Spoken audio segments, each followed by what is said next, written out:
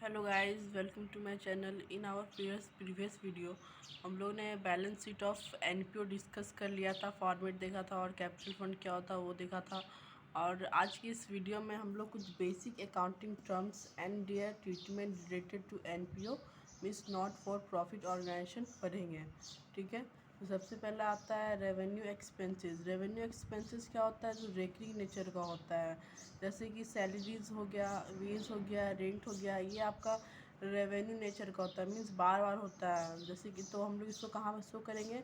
तो हम लोग इसको debit side of income and expenditure account में शो करेंगे। ठीक है, डेबिट साइड। और रेवेन्यू इनकम क्या होता है? वैसा इनकम जो हम लोग को बार बार मिलता रहे। तो सब्सक्रिप्शन है, लॉकर रेंट है, रेंट ऑफ हॉल जो है हम लोग का रेकरिंग नेचर का होता है, रेवेन्यू इनकम है। तो इसको हम कहाँ शो करेंगे? Credit side of income and expenditure account में, क्रेडिट साइड में।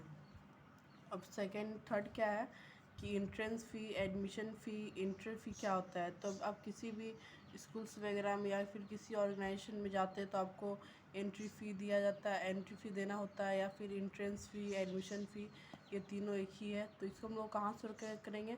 तो हम लोग इसको रेवेन्यू रिसिप्ट ही मानते हैं और कैपिटल रिसिप्ट ही मानते हैं। रेवेन्यू रिसिप्ट मानेंगे तो हम लोग क्या दिखाया जाएगा? रेवेन्यू इनकम है तो रेवेन्यू इनकम हमेशा credit side of income and expenditure account में क्रेडिट साइड दिखाया जाएगा।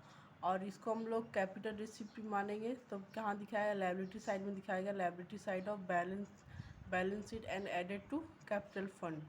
तो अगर कैसे हम लोग इसको कैपिटल रिसिप्ट कब और रेवेन्यू रिसिप्ट कब मानेंगे, तो इसका दो को नोट्स है, देखिए। तो पहला नोट्स है, in the absence of information it should be treated as revenue receipt. अगर आप क्वेश्चन में अगर इन्फॉर्मेशन नहीं दिया हुआ है कि इसको क्या माने, तो हम लोग हमेशा इसको रेवेन्यू रिसीट मानेंगे। अगर क्वेश्चन में अगर इंट्रेंस फी अगर from the members whose is not improved approved, तो हम लोग इसको कैपिटल रिसीट मानेंगे। तो क्वेश्चन में दिया हुआ रहेगा कि हम लोग इसको कैपिटल रिसीट मानेंगे या रेवेन्यू रिसीट मानेंगे, वो आपको क्वेश्चन में दिया हुआ रहेगा। अगर क्वेश्चन साइलेंट है या एब्सेंस है तो हम लोग इसको हमेशा रेवेन्यू रिसीट मानेंगे। ठीक है। अब फिर दूसरा क्या है? Fourth, life membership. Life membership क्या होता है? आप किसी अगर ऑर्गेनाइजेशन में आपको जीवन वर्ष में सिर्फ एक ही बार आपको पे करना है तो हम उसको क्या बोलते हैं? Life membership fee. तो ये क्या होता है? ये कैपिटल रिसिप्ट भी होता है और ये रेवेन्यू रिसिप्ट है। अगर कैपिटल इनकम है तो हम लोग कहाँ शो करेंगे? Liability side of balance sheet, और ऐड करेंगे किसमें? कैपिटल फंड में। या फिर रेवेन्यू इनकम मानेंगे तो हम लोग कहाँ शो करेंगे? Credit side of income, income side, credit side या income side of income and expenditure account. Note में क्या आएगा? In the absence of any information. Question silent है कि रेवेन्यू रिसिप्ट या कैपिटल रिसिप्ट, तो ये ऑलवेज क्या ट्रीटेड किया जाएगा? Capital receipt. इसको ऑलवेज क्या ट्रीट किया जाएगा? Capital receipt. ठीक है। और फिफ्थ क्या है? स्पेसिफिक रिसिप्ट या स्पेशल रिसिप्ट। ठीक है।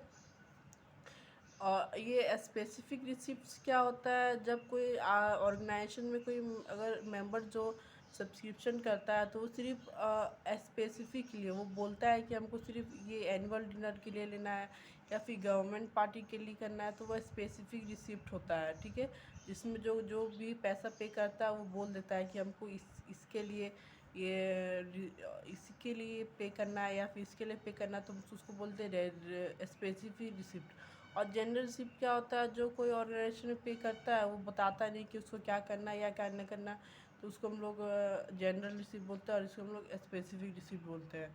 तो ये कैपिटल रिसिप्ट होगा तो हम लोग कहाँ शो करेंगे? Liability side of balance sheet. ठीक है। और डोनेशन भी हम लोग का दो होता है, एक जनरल डोनेशन होता है और एक स्पेसिफिक डोनेशन होता है। जनरल डोनेशन मतलब विथआउट पर्पस, उसका जो भी इसको पे कर रहा है उसका कुछ पर्पस नहीं होता है, विथआउट पर्पस होता है। और जो स्पेसिफिक डोनेशन होता है विथ पर्पस होता है। तो जनरल डोनेशन या स्मॉल अमाउंट है, ठीक है, या जनरल डोनेशन में अगर लार्ज अमाउंट है तो क्या होगा? अगर स्मॉल अमाउंट है तो हम लोग इसको हमेशा रेवेन्यू रिसिप्ट मानेंगे। ठीक है, स्मॉल रिसिप्ट रहेगा तो हम लोग उसको रेवेन्यू रिसिप्ट, अगर बिग अमाउंट है तो हम लोग कैपिटल रिसिप्ट मानेंगे। तो क्या रेवेन्यू रिसिप्ट पता है कि रेकरिंग नेचर होता है और कैपिटल रिसिप्ट पता है कि नॉन रेकरिंग नेचर होता है। अगर ये रेकरिंग नेचर का होता है वो हमेशा क्या आ जाता है? Credit side of income and expenditure account और इनकम साइड। और ये नॉन और बैलेंस शीट में हमेशा कैपिटल रिसिप्ट आता है, तो liability side of balance sheet. ठीक है। और स्पेसिफिक में क्या होता है? स्पेसिफिक में डोनेशन में ही विथ पर्पस होता है, जैसे कि डोनेशन फॉर बिल्डिंग आ गया, डोनेशन फॉर टूर्नामेंट आ गया, डोनेशन फॉर एक्सेट्रा ये हो गया, ठीक है।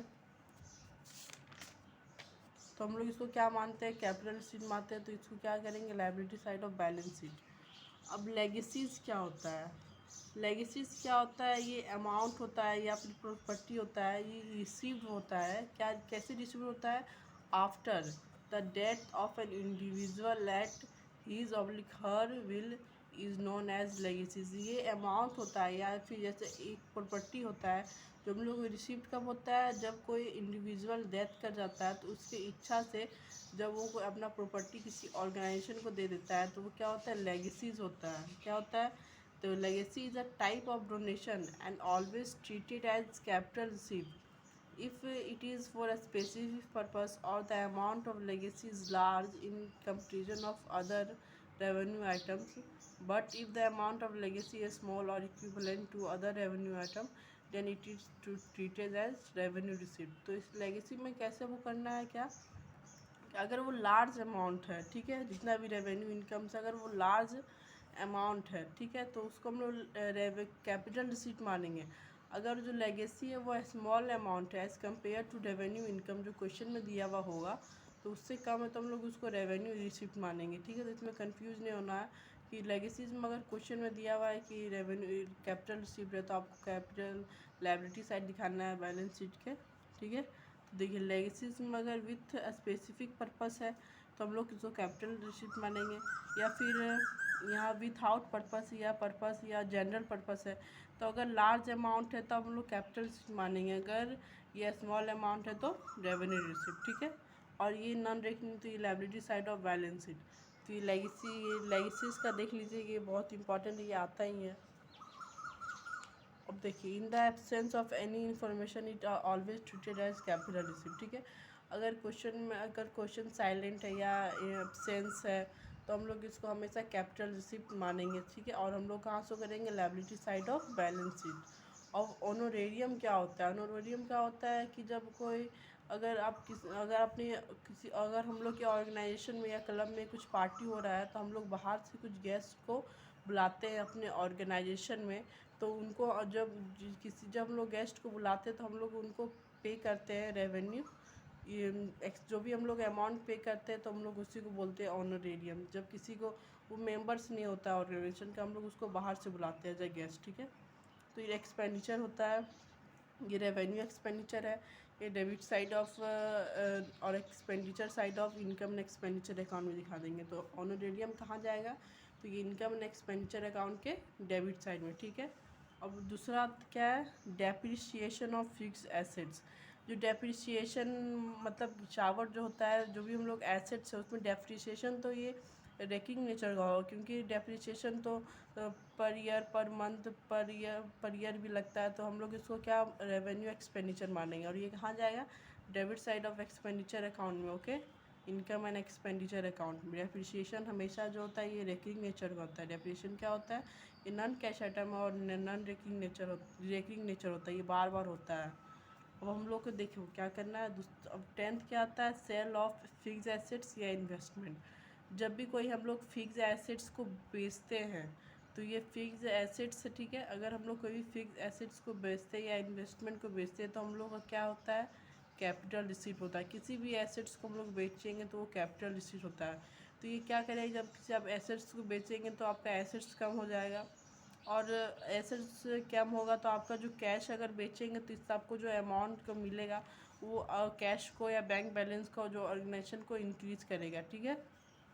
अब नोट में देखते हैं, if the book value of sold assets, ठीक है, अगर जो if the book value of sold मतलब कि ये जो फिक्स एसेट्स है इसका जो बुक वैल्यू मतलब जब हम लोग इसको खरीदे थे तब उसका रेट, ठीक है, has been dedicated from the concerned assets then the book value, ठीक है, of all assets dedicated at time of preparation of closing balance. हम लोग इसको डेडिकेट करना पड़ेगा। जब हम लोग क्लोजिंग बैलेंस शीट प्रिपेयर करेंगे तो हम लोग को जो बुक वैल्यू रहेगा और जितना हम लोग एक्चुअल में,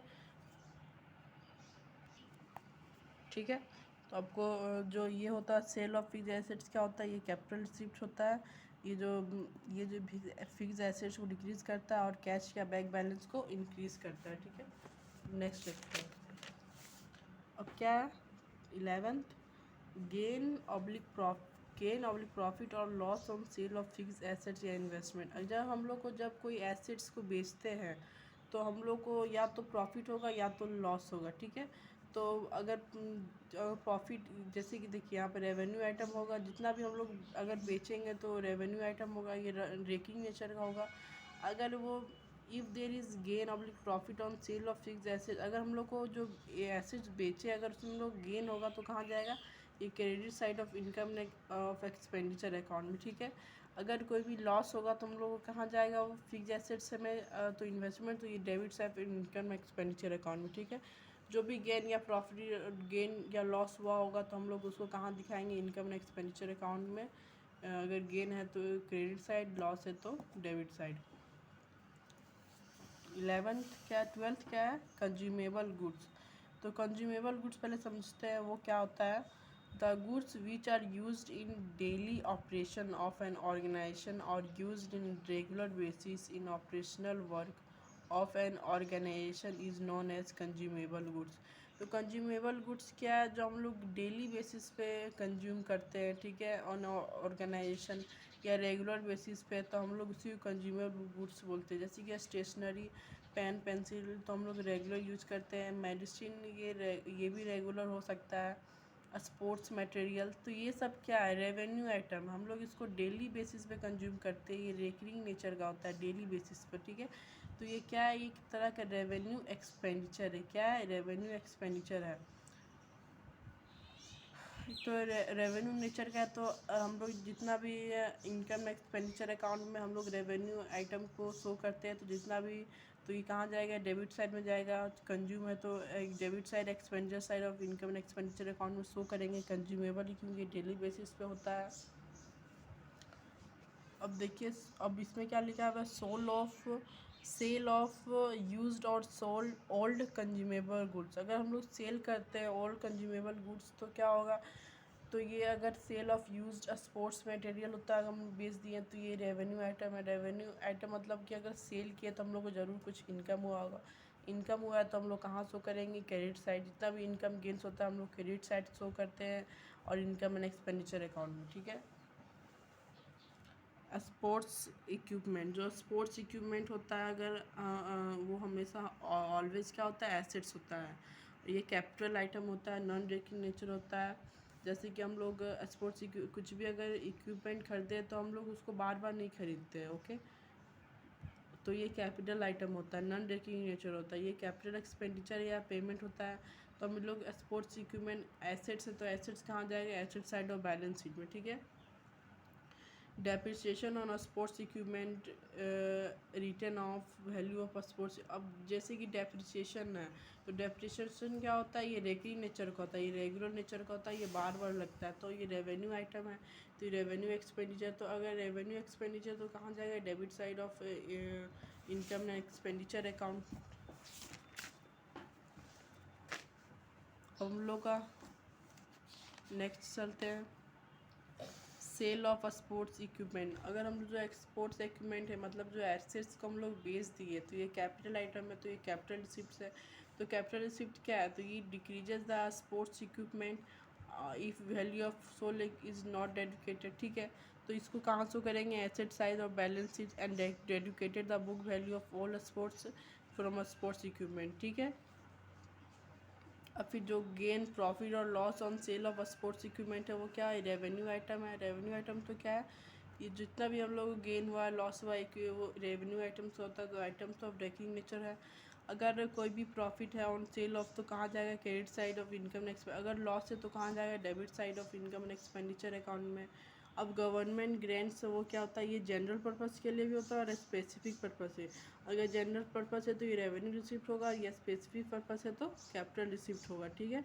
तो रेवेन्यू रिसिप्ट है तो credit side of income expenditure account. अगर कैपिटल रिसिप्ट है तो debit side of balance sheet होगा, ठीक है। In the absence of, note में देखिए, in the absence of any information it is treated as revenue item, ठीक है।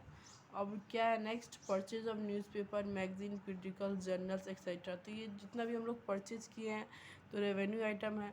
तो रेवेन्यू आइटम है तो क्या है, जब हम परचेज किए तो परचेज मीन्स ये एक तरह का एक्सपेंस है, ठीक है। तो ये एक्सपेंडिचर है, तो ये डेबिट साइड ऑफ या expenditure side of income and expenditure account में होगा।